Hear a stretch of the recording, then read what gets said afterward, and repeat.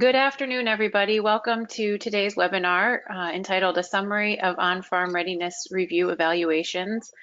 Thank you for taking time to join us today. My name is Elizabeth Newbold, and I work with NECAFS, which is the Northeast Center to Advance Food Safety through the University of Vermont.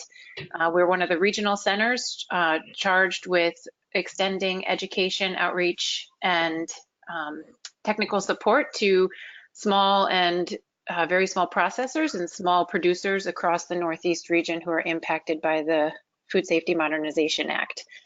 And today I'm happy to introduce Meredith Melendez from Rutgers University, who will be summarizing for us the On-Farm Readiness Review post-farm evaluations that have been completed. And so just to orient everybody, the goal for the On-Farm Readiness Review program was developed to demystify FSMA for farmers before an inspector shows up to do an inspection, and to provide the opportunity for food safety professionals to give individualized technical assistance, evaluate the current practices, and highlight opportunities for continued improvement to meet regulatory requirements and improve on-farm food safety. And so last winter, as I mentioned, over 1,000 on-farm readiness reviews were completed, and following those on-farm reviews, individuals who conducted them filled out and completed a post-farm visit evaluation, which outlined what they observed on the farm during their review. And so that survey and evaluation is housed at Rutgers, and Meredith, who is the steward of that information, has taken the time to summarize it and is going to provide to us today a presentation on the top findings in those reviews. And that will include areas of challenge, common areas of improvement that are needed, specific deficiencies in compliance, and priority areas articulated in those top findings. And so with that, I will turn it over to Meredith, and I will just say, if you have questions during the presentation, please put them into the chat box. And if they're appropriate during the presentation, we may interrupt to ask the question, but for the most part, we'll hold questions until the end. But put them into the chat box and we'll facilitate that at the end of the presentation. All right, and thanks so much, Meredith. Go ahead. All right, thanks, Elizabeth, and good afternoon, everybody. I haven't dealt with this data since, I guess, about June, and so it was really interesting to get into the survey and see how things had changed over this summer, and particularly in the Northeast. A lot's happened, and so it's created a lot of information, and so it's really nice that as a region, we've got a lot of information that can really help us focus on what growers' needs are. All right, so Elizabeth, it's not letting me advance my slide. Sometimes you need to actually go on the slide itself, and there's a little gray button that'll appear. I see. All right, now we're shaking. All right, so I figured I'd start out just giving an update with the development team's efforts with NASDA to get the readiness review program across the states. So 30 trainings have been held. You can see in blue are the states that trainings were held in. So those are states that invited us to come out there or agreed to host a training and helped us facilitate that. And so when we look at the states that have been trained, you can see it's much broader than the states that we held the trainings in. So we're feeling pretty good that everybody's had the opportunity to understand what this readiness review program is and how to facilitate in their own state. We've also been seeing states with turnover in their staff needing to get people in through the program too. And so we're talking now with NASDA about how we're moving forward with additional trainings. So when we look at who's using the readiness review survey, we see that 43 states and territories are using the survey. And when we look specifically to our region here in the Northeast, we've got 10 out of 12 states that are using the survey. So when we're focusing on all these numbers in the rest of the slides, it's the 10 states that have been inputting data into this survey. So in the region, the survey's been completed 572 times. And when we look at the number of farms that were estimated as needing to comply with FSMA, we're getting very, very close. We're just under 10% of the farms that need to comply raised their hand and said, yes, please come out to my farm and do a readiness review. And state staff and extension were able to follow through with that. So I thought that was pretty awesome. That was neat information to see, and feels pretty significant as a region to have that many farms buy into something, particularly, right, we're talking about extension and regulators coming onto the farm to assess preparedness. When we look based on acreage of the farms and participation, you can see we've got buy-in from growers of all sizes of operations, right, even that less than 1 acre. So I thought that was interesting, and it seems like people are curious about FSMA. I know when I'm talking to beginner farmers or smaller operations, I tell them that I think FSMA should be part of their business plan, right? If they're in the beginning stages of farming, that they can't ignore this as they size up their farms. And so you can see, right, we've got good diversity there with sizes of the farms that signed up for a readiness review.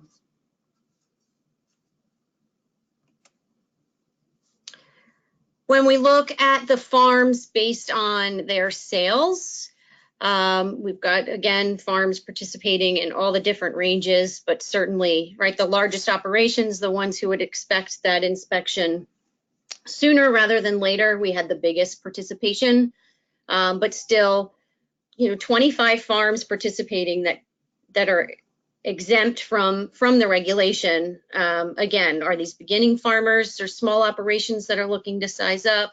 I'm not sure. For those of you that visited those farms and completed the surveys, you'd know better.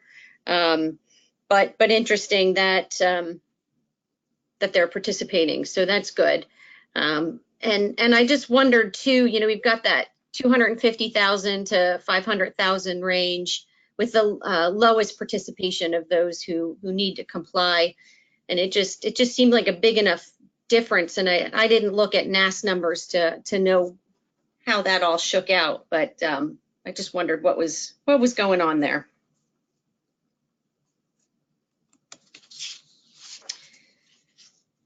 So I took a look at the number of farms based on size.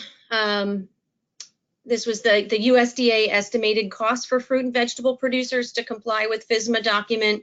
So that breaks down by state the number of farms that are anticipated to need to comply as both that small or very small, small and large operations. And so when I compared that with the sizes of operations that were inputted into the readiness review survey, it shows us the percentage of farms in each of those size ranges that went through a readiness review. And so it makes sense, right? Our largest operations that are potentially having their first educational inspection this year as a higher percentage than those that have a little bit of time to participate or to participate in a readiness review later.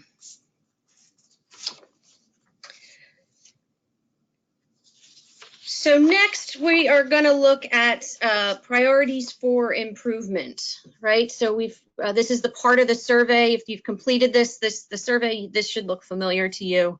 For those of you that haven't completed the survey, one of the questions in the survey is to identify which of the walk-around documents, right? Those areas that you're focusing on during the readiness review are considered areas that the farm needs to make the most improvement to get into compliance with the rule. And so it narrows it down to 3. And so here you can see how this sort of shook out, right? So the deficiencies, right, when it was indicated, post-harvest sanitation popped up the most.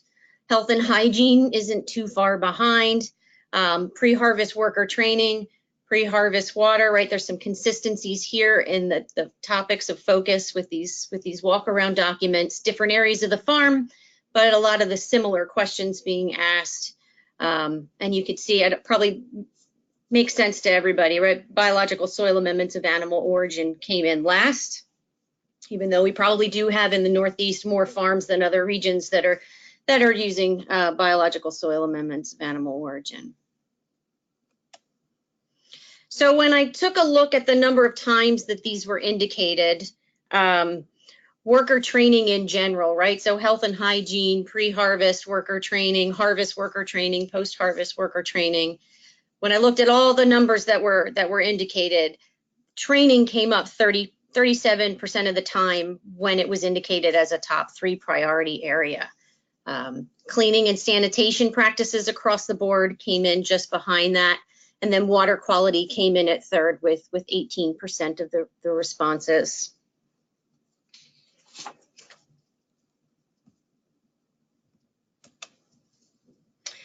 So that number 1 priority for improvement that we saw in the Northeast is post-harvest sanitation.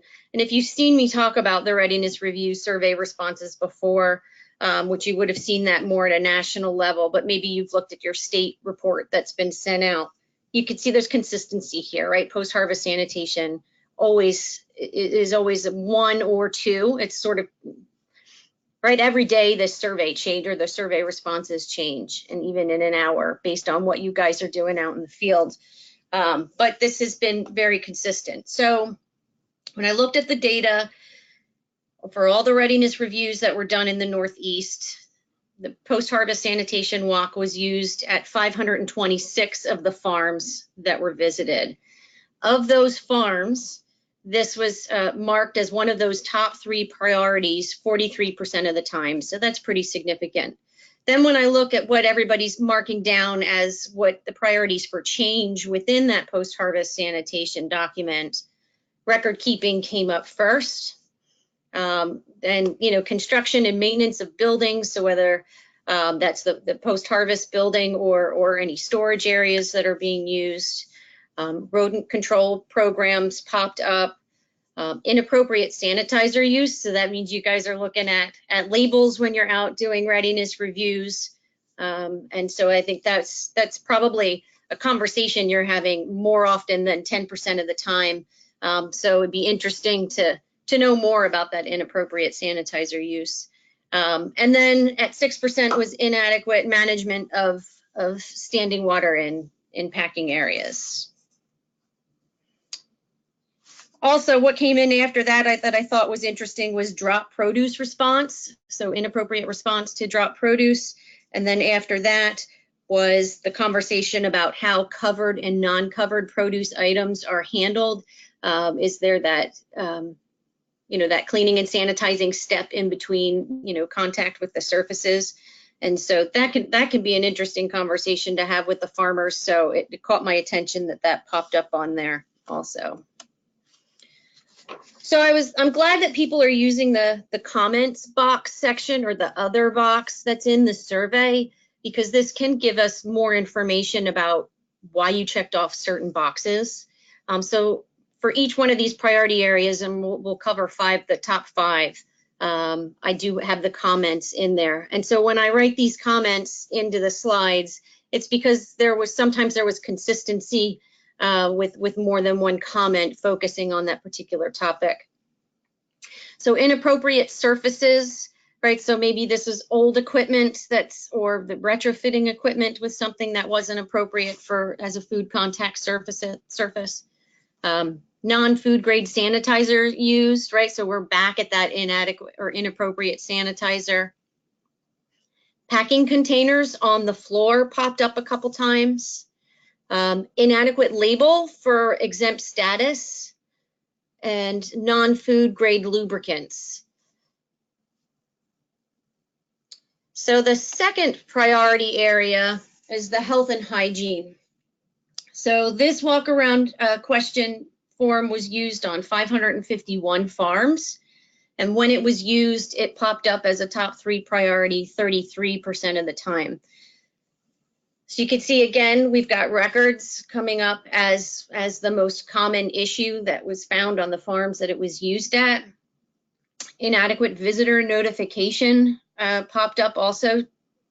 Lack of annual hygiene training, inadequate toilet and hand washing facilities, and then inadequate worker hygiene training. So the first two, right, missing records. So that's time and effort by the farmer, but the Produce Safety Alliance has the great document that's easy to access online with the records that that they need to have.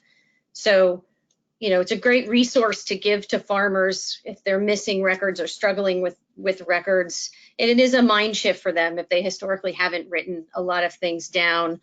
And I know probably a lot of them just don't want to, but for getting into compliance, the PSA has made it easy by having those templates. Same thing with the visitor notification, right? We're mostly talking about signage. So it's kind of nice with this that the top two really are, we're talking about paperwork or putting signs up. But when we get to the next three, these are pretty critical areas, right? That lack of annual hygiene training, plus the inadequate worker hygiene training. And I don't have a way to know if we're talking about, you know, both of these things are together as a response, or if it's totally, if we could add that 13% and that 11%. And then inadequate toilet and hand washing facility. So maybe not enough hand washing units, maybe something was going on with the restroom facilities. But now we're talking into more time, right, to get the training done. And something specialized for that operation.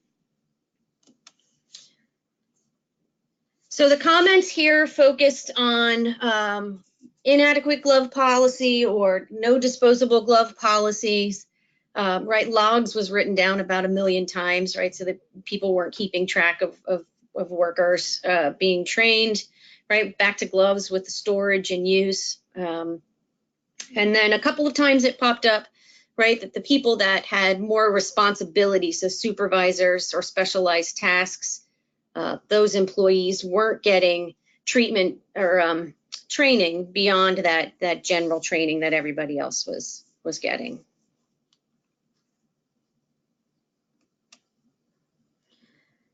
So the third priority area was pre-harvest worker training. So this was used on 543 farms and popped up as a top 3 priority on 26% of those farms. So here we are again, inadequate records of worker hygiene training. Here we are with 25% of those farms had a lack of an annual worker hygiene training. And so, and then so lack of and then inadequate. So when I looked at like all of the farms and that lack of annual worker hygiene training, right? This is pretty foundational for farms in reducing risk. So of all the farms that readiness reviews took place on in the Northeast, about 13% popped up of those farms popped in here as lack of annual worker hygiene training. So to me, that's a red flag, right? We've got to help these farmers figure out how to train their workers at the beginning of this, you know, at the beginning of work, so they can get into compliance, because that's going to be a big issue when inspections roll around for those specific operations. Here, the comments, again, focused on that lack of additional training for supervisors, and hand washing signage seemed to be an issue. The fourth priority area was pre-harvest water. So this was used on 507 farms and came in at 25% of those times it was shown as a top 3 priority. So 45% of those operations lacked testing results for pre-harvest water. 40% had a lack of an annual water system inspection, and 8% had a lack of corrective actions for water, so there were issues found. So I thought it was interesting too here to look at the percentage of farms that hadn't tested their water yet. And so overall, of all the farms that had readiness reviews in the Northeast, it was 16% needed to get some sort of testing done.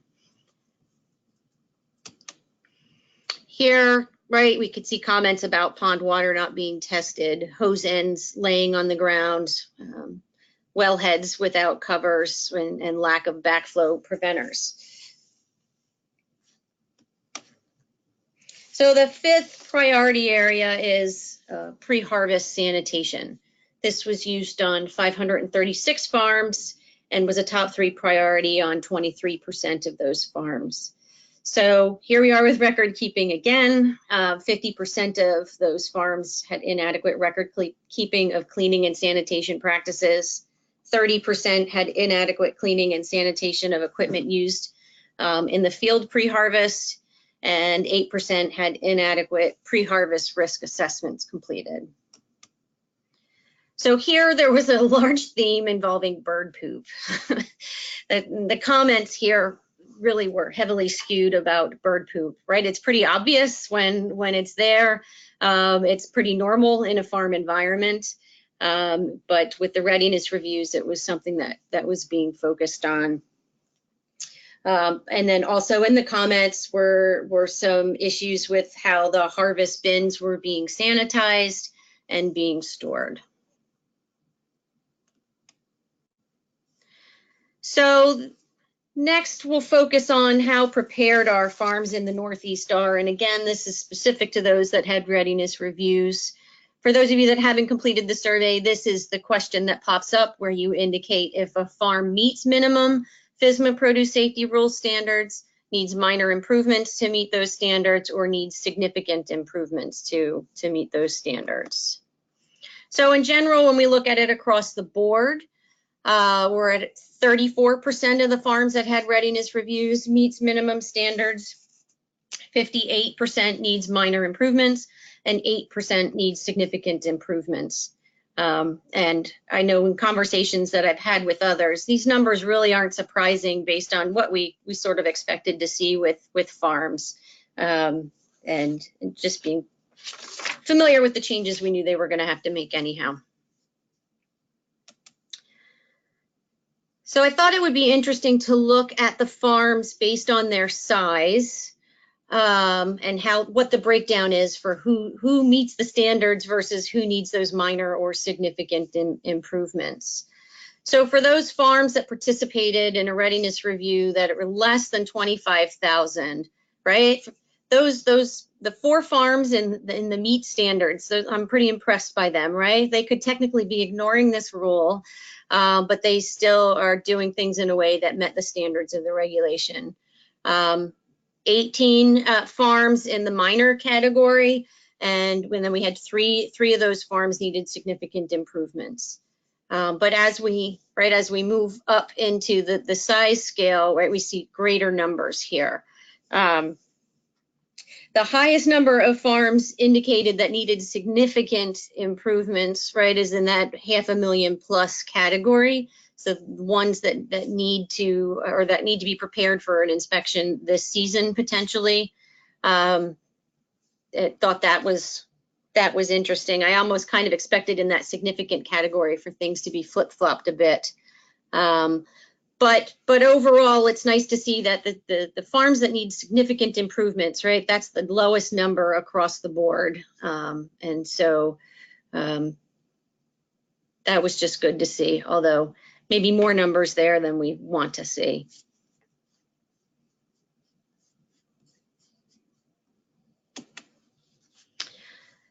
So the next question is, what do farms in the Northeast need? So what do the farms need to do, or what inputs do they need in order to get into compliance based on what was seen the day the readiness review happened?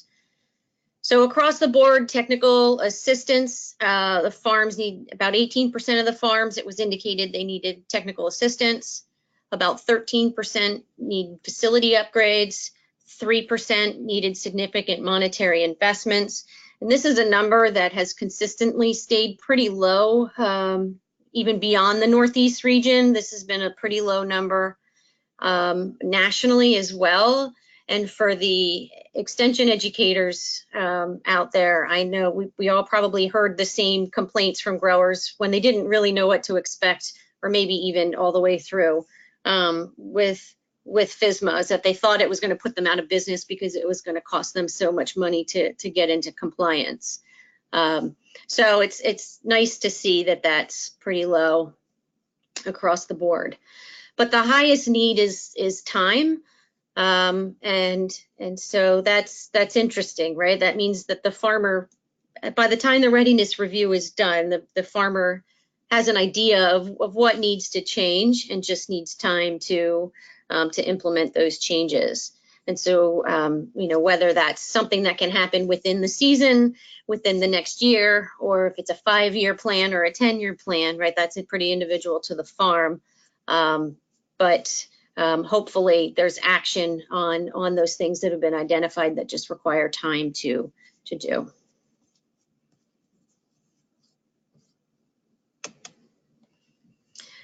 So I thought it'd be interesting too to break down the needs based on whether the farms met or were in compliance already, or they needed minor changes or significant changes.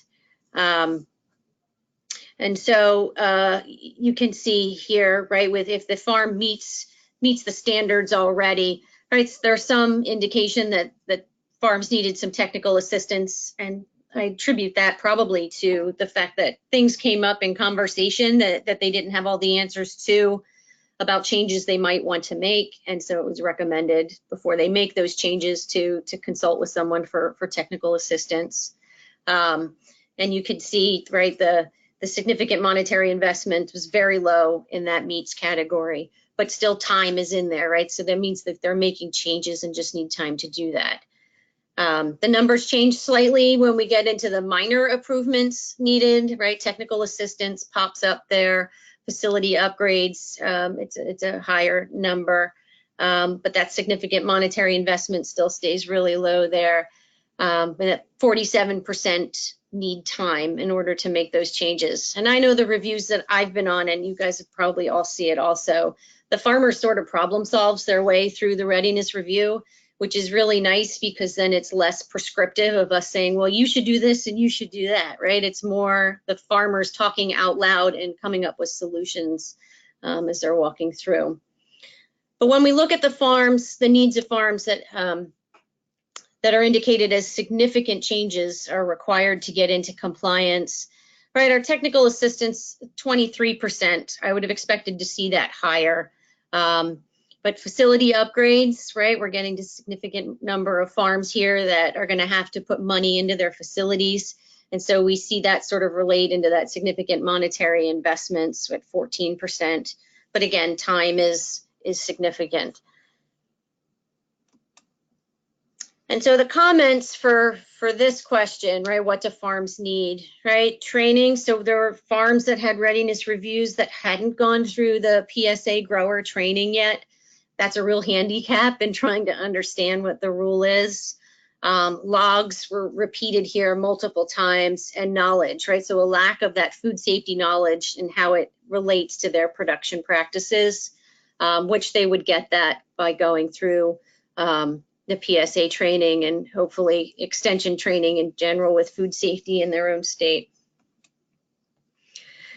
So some of the overall observations based on these survey results, right? We've got about 10% of the farms that are going to have an inspection in their future volunteered for readiness reviews. So that was good buy-in, and I think that means that between extension and the state, there's good advertising. There must be trust. Farmers must be trusting these agencies in order to raise their hand and say, come on over.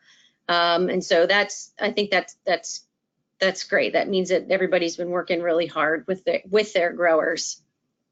Right, not just large scale producers. So it's not just the ones that knew they were going to have an inspection in the very near future signed up for this. It's people are looking to the future and that they're recognizing that this regulation impacts their bottom line, but impacts probably their markets, right? I know there's a lot more conversations with small scale buyers about food safety. And so it's good business management to roll that in. I think the results show us, right, that record keeping is a real hurdle for farms. We get a lot of angst from the growers talking about writing things down, and they all dread that wall of clipboards that they've seen audited farms have. But really, if you're not taking the Produce Safety Alliance document with the sample records on there that would be required to readiness reviews with you, or just doing farm visits in general, I'd suggest it. It does, I see it reduce stress in farmers by just handing that to them and then telling them which ones they don't have to worry about just based on their operation. Yeah, it did stand out about farms not having tested their water yet. Not really a surprise based on other farm visits that I've been doing, but and probably not a surprise to you. But you know, trying to provide resources to the growers so they know which labs can provide the tests that they need, that they know exactly what they're looking for, and you know, relying on that FDA document that lists all that information out. And then, right, technical assistance is recommended at a, you know, during a significant number of the readiness reviews that have been done. But are the farms asking for the technical assistance? And so time certainly plays a role in that. Winter meeting season might be the time that we see more of that being asked for. But, you know, are the farmers just checking this off in their head after they have the readiness review done and not thinking about it again? And hopefully that's not the case, because then they'll get the call for the inspection and then they'll be scrambling. So I wanted to let everybody know that your state reports will be coming soon. Maybe you'll see them next week to help you get ready for the reporting that you need to do. And then if you have questions that I didn't cover in this presentation, I'd encourage you to email me with them. I'm not going to be able to respond to everybody's individual state questions, but if you're interested in data that I didn't cover, I could certainly try, you know, consider that and look into it for future reports and presentations that are going to be given. So that's it for the slides for me. I'm hoping we can have some good dialogue based on what you're seeing in your states. Think of these numbers. It's a lot of information, and there's a million ways to look at all the data. And so this is where I narrowed it down. So hopefully it's what you were looking to hear. Thank you so much, Meredith. Yeah, I'll first just make a comment that is in the box and you were mentioning this a bit when you were going through this slide there at the end when you were talking about what are the needs for the growers in the Northeast. There's a comment that would just like to note that, and I think that we've discussed this before, that facility upgrades and time can fall under significant monetary investments. So I guess, do you want to just talk about that and how those are being separated out in your mind or in this presentation? Right. So that's the thing. I'm not in the head of each state, and hopefully each state has had a conversation so there's consistency in how individual teams are responding to the survey. So yeah, I might be talking about when I think facility upgrades, there could be any different price point on that, right? And that can depend by farm and resources and exactly what change needs to be made. So the way that we've been handling it, right, you could check off facility upgrade and significant monetary investment together if it is that way, or you could check off facility upgrade and not significant monetary investment because it wasn't. But again, each state's going to look at it in their own way. And once you have your state reports, you can assess that based on how you've been filling it out.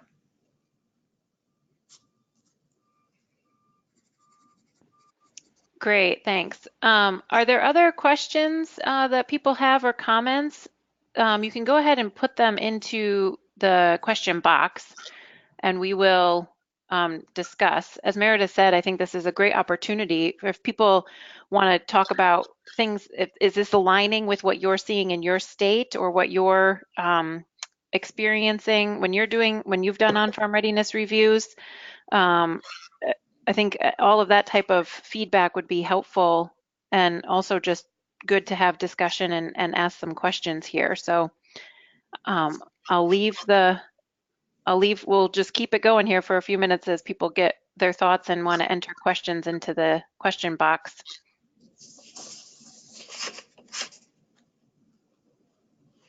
Yeah, I would encourage people to use the comment box. Lots of people have. It's hard for me to know if it's just one state that's good at it or particular readiness reviewers. But it was interesting putting this presentation together to see consistencies in like the bird poop comment, right? Yeah, it's helpful to see that, and it's interesting.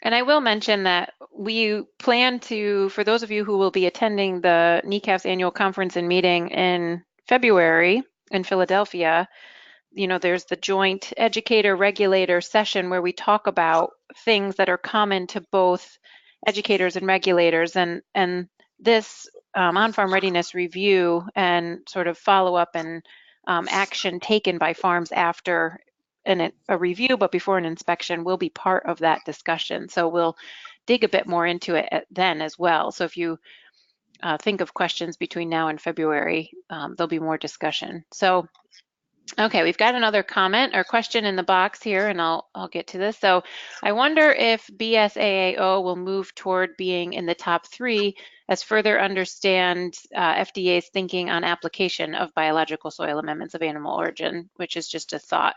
It can also be a difficult topic to address and can be quite cumbersome for the farms that are qualified, exempt, or excluded. Perhaps this is not a topic that is addressed as often.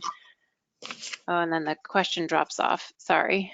Perhaps it's not a topic that is addressed as often as, let's say, post-harvest sanitation. So do you see that, Meredith? Right. So that walk around question series was only used at 11% of the farms, but I don't know if that means because it hasn't been fully finalized, right? That people just weren't going there with their readiness reviews, or, again, each state gets to decide how they're handling things. So yeah, it'll be interesting to see if that changes over time.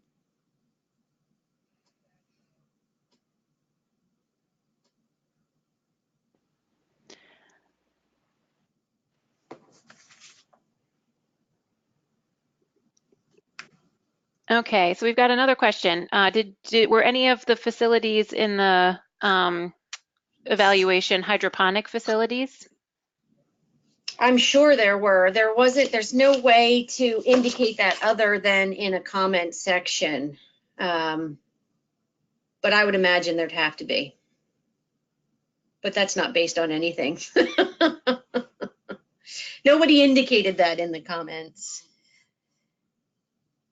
That's yeah, one of the questions that's not in here that I'd love to know is, has the farm had a third-party audit?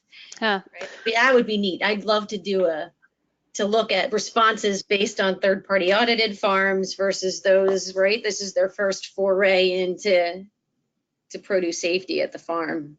Well, Meredith, as you said that, the Dave who asked about the hydroponic facilities typed at the exact same moment how many of the facilities were also audited and passed a third party audit. So same thoughts.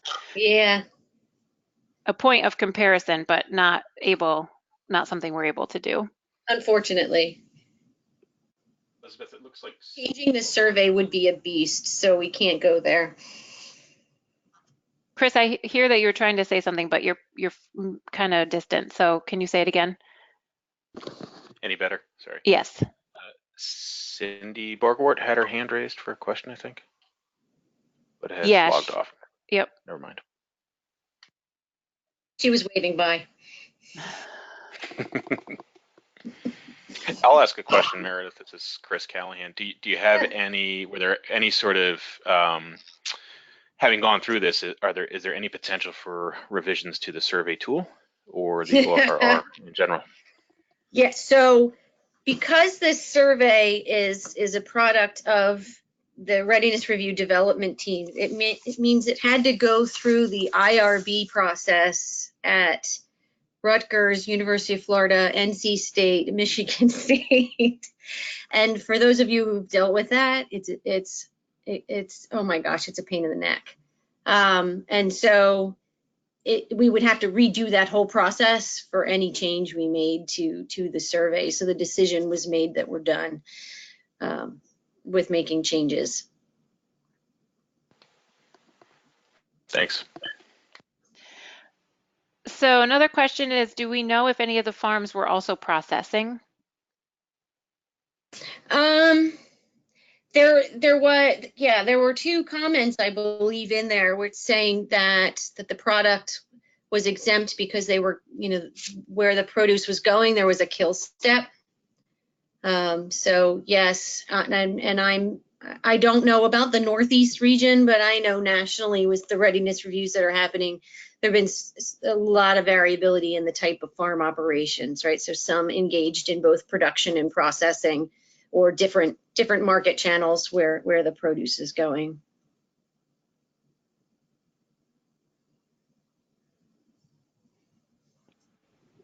Because I think, right, we still have a lot of questions when does something go into preventive controls, or when is it produce rule, right? We're seeing that with the TAN also, questions coming in.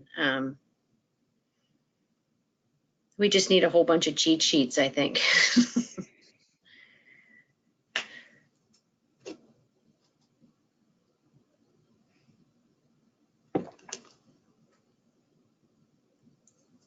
So Meredith, I think it's interesting. You and I were having a little bit of conversation before we launched the webinar today about New Jersey's plans for on-farm readiness reviews this winter. And you'd mentioned that there weren't any planned now that inspections have begun. I think that was an interesting conversation. And I'm interested to know if other states, you can elaborate on what you were saying to me, but I'm interested if other states also, now that inspections have begun, if you're planning to continue on farm readiness reviews this winter, or if it was just something that you did last season. Well, for us, I'm interested to see what happens this winter, right? So we've had a season where New Jersey's been doing the educational inspections. And it has been a lull in requests for readiness review, whereas last growing season, we were running all over the place trying to get them done.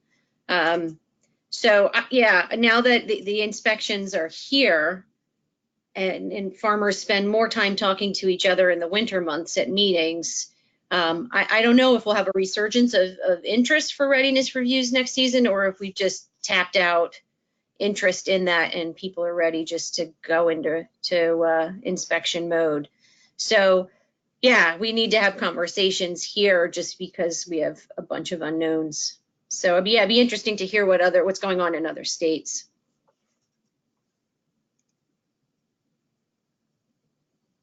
Yeah, so if folks want to, I see a bunch of state names on this list who I know are out there doing readiness reviews. So if you want to chime in and let us know if you guys are planning to do them in the coming season, that would be great. In the meantime, there's a question. Can you add a voluntary addendum to the survey without needing to go through the whole formal review process? No. Yeah, because it's through the IRB, everything has to be approved before it goes out to the public to make sure that we're not taking advantage of anyone. And so, yeah, if we changed anything in the survey, the way something is worded, even that'll need to go through IRB approval. So, yeah, anytime Extension's doing a survey of any sort, it's got to be official, especially if we're going to use the data for publications and things. Great, thanks. And okay, so in Connecticut, Diane is saying that the Connecticut Extension is going to continue doing on-farm readiness reviews without state inspectors because they're too busy doing inspections. So that's interesting, but a good approach, yeah. I think. In Vermont, as of now, Vermont plans to do OFRRs moving forward. Requests have slowed, but we will continue to conduct outreach. And that's coming from the Agency of Ag. And then Lynn from Pennsylvania Department of Ag is saying Pennsylvania will continue with on-farm readiness reviews. So there are 3. Maryland is still doing on-farm readiness reviews. Thanks, Angela. She's from University of Maryland. So maybe you'll have some to do, Meredith. Yeah. People will. Oh, I don't think I don't think this work for me is going away, but it's good. It's good. Yeah, be interesting to see how things evolve with time, right? And I think of like with Pennsylvania, I think it's great that you're still going to be doing readiness reviews, right? Just because the number of farms that are going to have to be inspected for your state is so significant compared to the rest of the states in the region. Mm-hmm.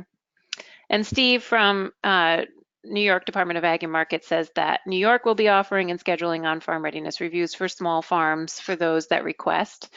New Hampshire, Vicki tells us that they will continue. Amber from Michigan plans to continue conducting on-farm readiness reviews. And I know also, Meredith, I mean, you mentioned to me that you guys did 89, is that right, in New Jersey? 82. Yeah, we did 82. So you had quite a lift in that first year as well. Yeah, I think that's, for us, that might have been 14% of the farms that'll have an inspection. So I think that's respectable. Yep. A lot of miles on the car. Yeah. So then another question is, can we still access the survey? This may have been discussed at the beginning of the presentation. Sorry if so. Oh yeah, keep filling out the survey when you're doing a review. That's not going to go anywhere. That's still going to be a resource. And I'll keep sending out the reports twice a year. Well, you'll get them from Felicity at NASDA, but I'll send them to her.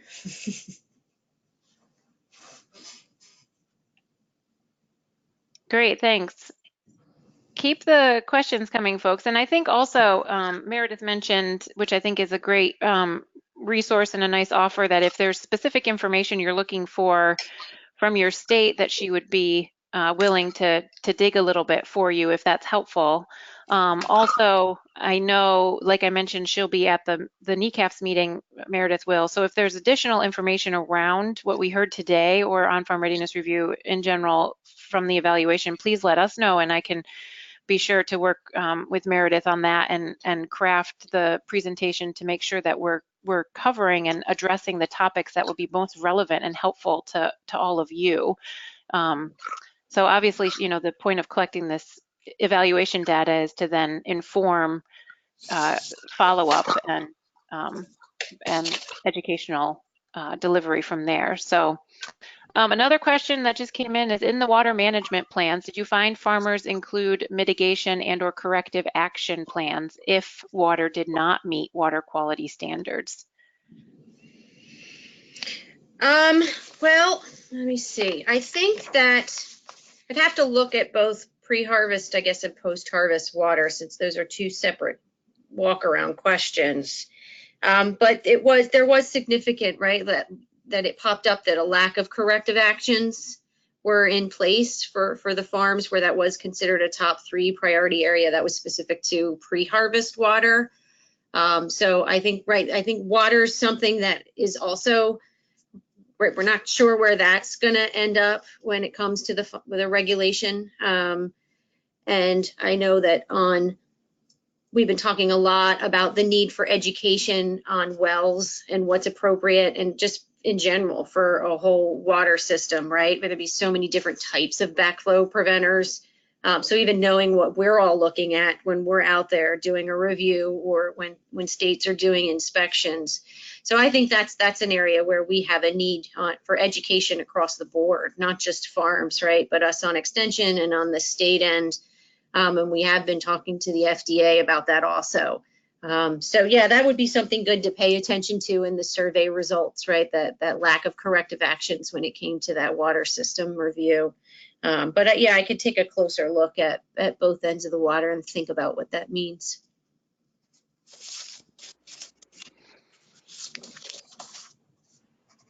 Thanks. So I guess since we're seeing kind of the slowdown of questions coming in, any final thoughts, Chris or Meredith, before we close out for today?